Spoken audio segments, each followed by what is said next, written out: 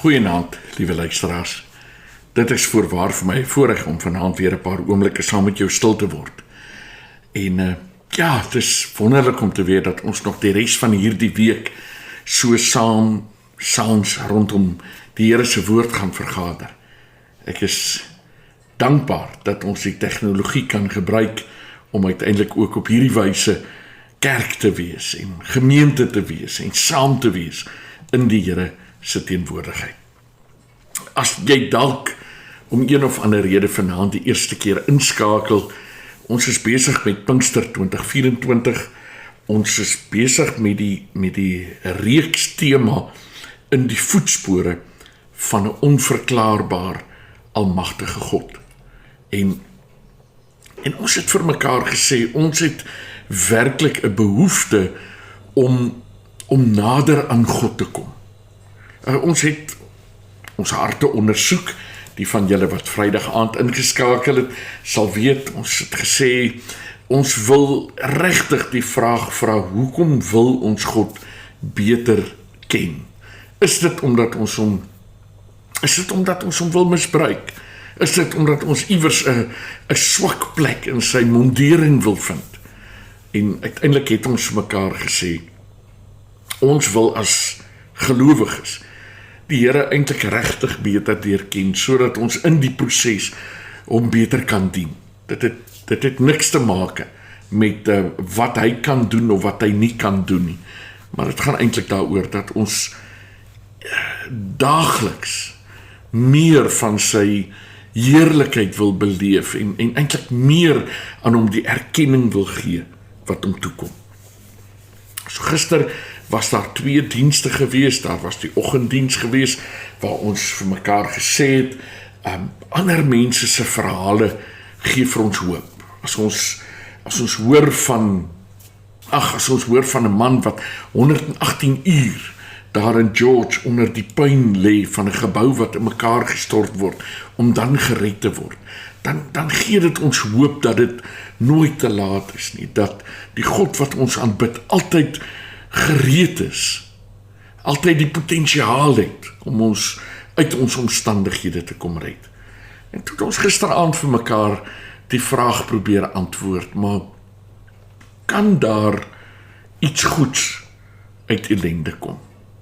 Anders gestel, kom daar soms, kom daar dikwels, kom daar altyd, kom daar af en toe, kom daar nooit iets goed uit ellende nie. En julle sal onthou dat ons die vraag eintlik probeer antwoord het aan die hand van Jesus en Josef. Jesus wat aan die kruis sterf. En dis waar ons vanaand eintlik in die verhaal inbeweeg, in die reeks inbeweeg. Jesus wat aan die kruis sterf, toe sy vader nie die beker by hom kan laat verbygaan nie. Anders was ons nie gered nie. Josef wat bely, God en nie julle nie, God het my na Egipte gestuur om uiteindelik julle en die mensdom te red. So, ja, daar kom soms goed uit ellende.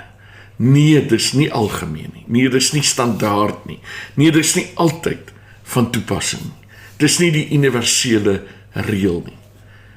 Kindertjies sterf. Mense sterf. As ek dink aan die Oekraïne, as ek dink aan Gaza, as ek dink aan die sinnelose moorde en misdaad in ons land. Jy sal my nooit oortuig dat daar iets goeds uit dit kan kom, of dat agter al hierdie verskriklike dinge daar 'n God sit wat doelbewus mense lesse probeer leer deur ander mense se lewens omver te gooi nie. Dit kan net nooit strook met 'n God van liefde nie. En daarom moet ons vir mekaar sê, helaas kan ons ook die sware en die ellende nie maar net verklaar dat daar iets goeds uit sal kom nie. En voordat ons gaan saam lees uit die Here se woord en verder praat oor ons tema vanaand, kom ons word net eers stil in gebed. Ons Vader wat in die hemel is, Here, dis 'n voorreg om vanaand weer so saam stil te word. 'n Voorreg, Here, om regtig onsself oop te stel vir die influistering van u Gees in ons lewens. Here, U het donderdag aand vir ons gesê, U ken ons deur en deur.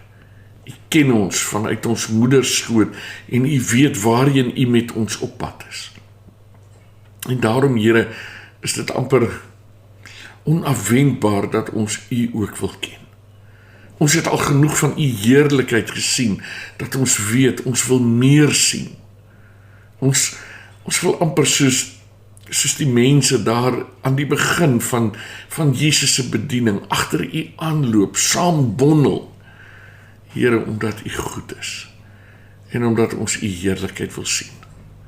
En dis die gebed van ons harte dan ook, Here, dat U Uself vanaand aan ons sal kom openbaar, dat ons U kan sien en U kan beleef, en dat ons U kan verheerlik.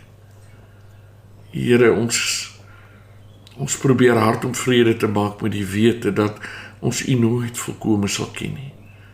In elk geval nie in hierdie lewe nie. Ja, dalk is dit presies soos Paulus in 1 Korinte 13 sê, dat ons eendag volkome sal sien. Maar Vader, vanaand is die gebed van ons hart, dat U tog ons gedagtes, ons verstande sal kom aanraak. Dat ons tog iets sal verstaan van U wil en van wie U is. Ons bid dit in Jesus se naam.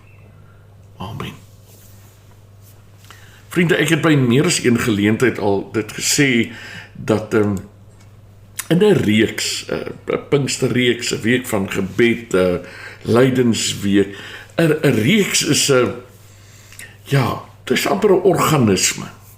Hoewel ek hierdie boodskappe vooraf opneem, doodgewoon omdat logistiek onmoontlik is om dit lewendig op die radio uit te saai vanuit die kerk, is dit nie voor die afskop donderdag aand klaar opgeneem nie.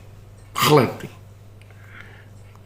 Hoekom nie? Wel, omdat op 'n vreemde manier die Here deur een boodskap ook weer 'n ander boodskap op my hart lê.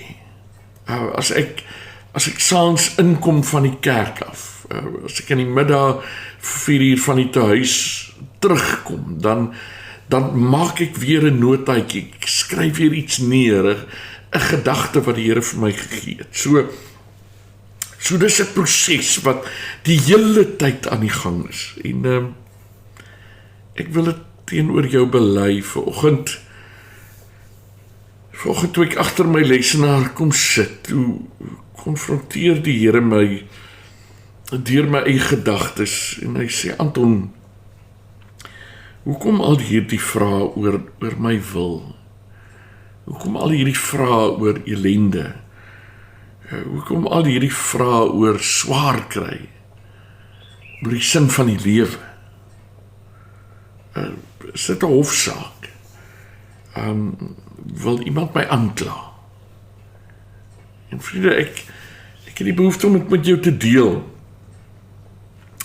As ons God se wil beter wil verstaan,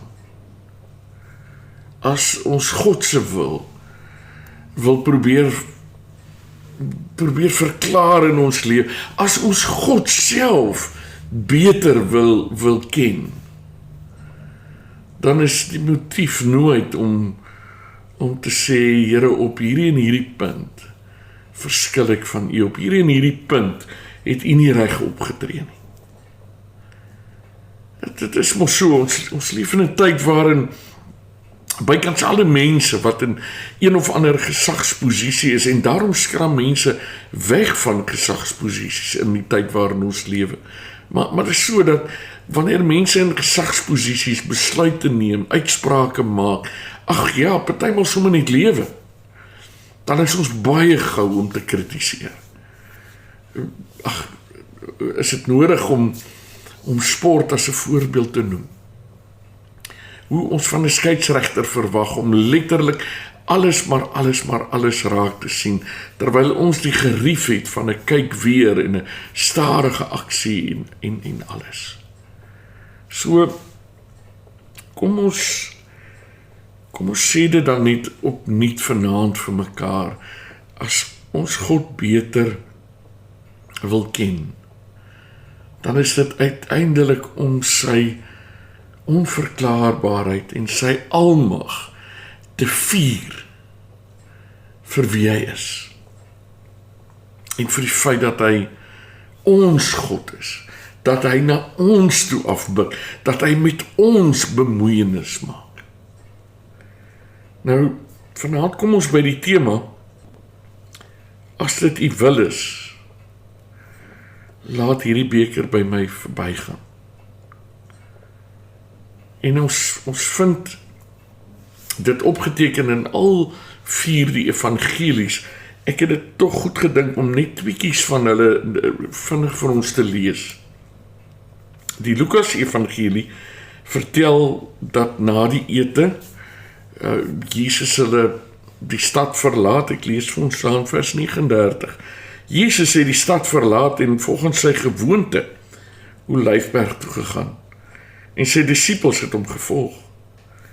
Toe hy op die plek aankom, sê hy vir hulle, bid dat julle nie in versoeking kom nie. Hy het hom toe van hulle afgesonder, omtrent so ver as 'n mens met 'n klip kan gooi. Daar het hy gekniel en gebid, Vader, as u wil, neem tog hierdie lydensbeker van my af weg. Laat nogtans nie my wil nie, maar u wil geskied. 'n engel uit die hemel het aan hom verskyn en hom versterk. Hy het in doodsangs geraak en het nog ernstiger gebid. Sy sweet het soos bloeddruppels geword wat op die grond val. Toe hy van die gebed opstaan en by sy disippels kom, kry hy hulle aan die slaap, uitgeput van droefheid. Hy sê toe vir hulle, waarom slaap julle? Staan op en bid, sodat julle nie in die versoeking kom nie. En Matteus 26, letterlik vers 39, dis nou Jesus het 'n entjie verder gegaan en daar gekniel met sy gesig in die grond en gebid, my Vader, as dit moontlik is, laat hierdie lydensbeker by my verbygaan. Moet nogtans nie doen soos ek wil nie, maar soos u wil. Vriende, ek dink in die voorbeeld van Jesus is daar vir my en vir jou vanaand 'n baie belangrike les. Baie belangrike rigtingmerker. Ons ken die gebeure. Jesus weet presies wat voor lê. Hy's nie oningelig nie. Hy het van geboorte af geweet dat die dag sal kom. Hy probeer deel dit met sy disippels. Hulle by geleentheid skrik hulle natuurlik in 'n ander bloedgroep in en sê, dit sal nie gebeur, ons sal dit verhoed, ons sal by u staan, ons sal keer dat dit gebeur. Want uit die aard van die saak het dit hulle hele leefwêreld kom deur mekaar krap. En Jesus het net vir hulle gesê, dit is wat gaan gebeur. En nou is ons daar. Daar waar dit binne die volgende enkele ure in Jesus se lewe gaan afspeel. En vir die, ek dink dit is net deel van sy normale menslikheid, dat hy in absolute angs en spanning bid en sê, Vader, as u wil, neem hierdie lydensbeker van my af weg. My Vader, as dit moontlik is, laat hierdie lydensbeker by my verbygaan. Nou, ek dink daar's 'n paar goed. Ek het dit nou net gesê. Daar's 'n paar dinge wat ons kan haal uit hierdie bede. En ek dink die eerste is Jesus se opregte belydenis dat sy Vader as 'n almagtige God alles in sy hand het. Vriende, ons het dit mos gehoor verlede donderdag, dat my en jou lewe in God se lewensplan opgesluit is. Ek en jy het 'n rol te speel in God se skepping. En ons is nie robotte nie. En God het vir my en vir jou van diere onderskei deur te sê, ons kan keuses maak, en weet jy wat is so ongelooflik, dat wanneer ek en jy keuses maak, dan vang ons nie God onverhoeds nie. Vriende, as die Here vir my en vir jou stuur om argumente onthou vir iemand te help en ons ignoreer dit, dan stuur hy iemand anders. Maar wat Jesus bely hier as hy bid, Vader, as dit kan, laat hierdie beker by my verbygaan, is om te sê, Vader, van die grondlegging van die aarde af. Nee, onthou jy Johannes 1, in die begin was die woord daar, en die woord was by God, en die woord was self God, met verwysing na Jesus. Van die begin van die skepping af, het Jesus geweet wat wag. En ja, ons stem ook partymal in om iets te doen, en dan is dit omdat ons dit dalk nie mooi deurdink het, en wanneer dit by doentyd, dan is dit amper asof ons asempie op 'n knop trek, en ons sê, maar nou is ek nie seker. Praat maar met enigeen wat gaan trou. Dis so normaal om die aand voor die tyd te voel, sê nou net, ek maak 'n reuse fout. So Jesus erken die almag van God, en hy nooi my en jou uit om ook God se almag te erken. Ek dink die tweede ding wat ons leer, is dat Jesus vir ons sê, ons kan maar met God praat. Jesus self sê by meer as een geleentheid, vra en vir julle sal gegee word. En julle onthou dat ons dit vir mekaar gesê het Saterdag aan. Dalk is dit waarom ons partymal dink, ons kan God manipuleer. Dis dalk waarom ons dink, ons kan vir hom enigiets vra en hy moet dit gee. Ek dink Jesus leer hier vir ons dat, ten spyte van die wil van God, wat lank reeds bepaal is daar ruimte om met God te praat. Ruimte om ons harte by hom oop te maak. Ruimte om te bid wanneer die skepping op 'n manier teen ons draai. En ons eintlik net wil bid vir reën, bid vir uitkoms. Wanneer ons by 'n siekbed staan. Ja, amper soos 'n Hiskia van ouds moet hoor dat ons eintlik besig is om te sterf, om daar te besef dat ons kan bid. Ons kan vra vir uitkoms. En die wonder kan gebeur dat God van plan verander. Jesus sê, die wêreld is nie 'n opgewende horlosie nie. My Vader is nie iewers ver in 'n gemakstoel besig om te kyk hoe die een dag na die ander, die een jaar na die ander, die een eeu na die ander afloop soos 'n horlosie nie. Hy's aktief as 'n almagtige God by die skepping teenwoordig. En dan 'n derde ding. Ja, almagtige God kyk verder as wat ek en jy kan droom om te kyk. Jesus verstaan dit. Al pleit hy hier vir sy lewe, al pleit hy hier dat die lydensbeker by hom moet verbygaan, en al voel dit vir ons wat dalk die verhaal naïef probeer lees, dat dit nie kan reg wees nie, dan kyk God verder en hy besef, daar is maar een manier hoe ek en jy wel uiteindelik van ons sonde verlos kan word.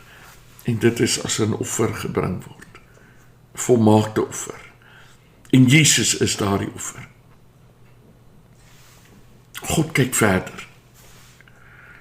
En vriende, in dieselfde manier waarop ons gisterand van mekaar moet gesê, daar kom soms iets goed uit ellende, moet ons net vir mekaar sê, dit wat God in ons lewe laat gebeur, dit wat God in ons lewe toelaat, omdat ander mense keuses maak, dit het alles deel van God se storie met my en met jou.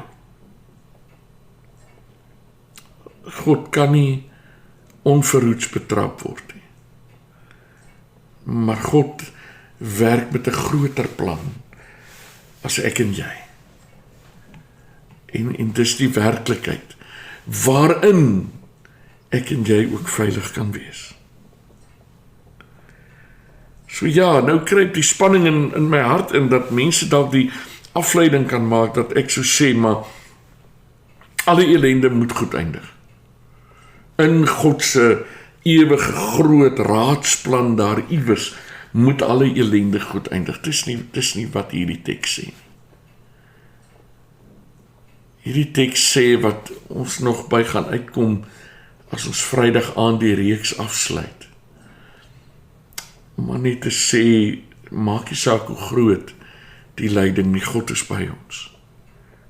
Maak nie saak hoe onverklaarbaar die omstandighede nie, ons aanbid nog steeds 'n almagtige God. Wat weet hoe dit met ons gaan. En daarom hoor ek vanaand 'n Jesus wat vir my en jou uitnooi. En wat vir my en vir jou kom sê, praat met my Vader oor enigiets. Vriende, daar waar jy vanaand is, daar waar 'n familielid van jou dalk is, daar waar jy dalk vra, help dit nog om te bid vir reën, help dit nog om te bid vir finansiële uitkoms, help dit om te bid vir 'n sieke, help dit om te bid vir iemand wat 'n geliefde aan die dood afgestaan het, of moet ons eintlik maar net vir die een sê, hier's vir jou 'n melktert en sterkte. Help dit om te bid. Dan is Jesus die een wat sê ja. Want my God, as 'n almagtige God, kan my Vader van plan verander, omdat sy plan volmaak is vir my en vir jou. Vriende, ek besef net dat dit amper te groot is vir my eie begrip. En tog voel ek veilig. Tog voel ek dat hierdie God van genade my kom insluit. Tog voel ek dat ek vanaand rustig kan gaan slaap. Want hy sorg vir my. En daarom wil ek jou uitnooi in Jesus se woorde om te bid saam met my. Maar om ook te weet dat 'n almagtige God se wil uiteindelik gaan seëvier. Soms verander hy sy wil om ons behoeftes te ondervang, om ons gesmeek te ondervang. Die Egiptenare het nie vir altyd oor Israel regeer nie. God het Israel gered toe hy hulle lyding gehoor het. Hulle gekerm, sê Exodus 3, gehoor het. Kom ons gryp die geleentheid aan. En ons praat met God. Ons pleit by God. En ons stel onsself oop om deur 'n almagtige God verras te word. O Vader wat in die hemel is, dankie Here dat ons vanuit U genade lewe. Dankie Here dat niks in my lewe U verras nie, of onkant betrap nie. En ja Here, al gebeur daar dan ook dinge in my lewe wat seer maak, dinge wat moeilik is. Dankie Vader dat ek weet, dat U daarvan weet. En dat ongeag die uitkoms, U vir my sorg. soms in my glimlag, soms in my traan. U sorg elke dag vir my. Dankie daarvoor. Amen. Vriende, ek gaan jou herinner aan môre aand. Môre aand kom ons by 'n baie interessante teks, Markus 9. 'n Pa bring sy seun na Jesus toe en dis wonderlik dat hy dieselfde woorde gebruik amper as wat Jesus uiteindelik volgens die Lukas 22 teks wat ons vanaand gelees het gebruik, as hy sê, as u wil, as u kan, help ons asseblief met my seun. Miskien het dit tyd geword dat ek en jy ontdek dat God wil. Dit is ons tema vir môre aand. Mag jy 'n mooi en 'n geseënde aand hê verder.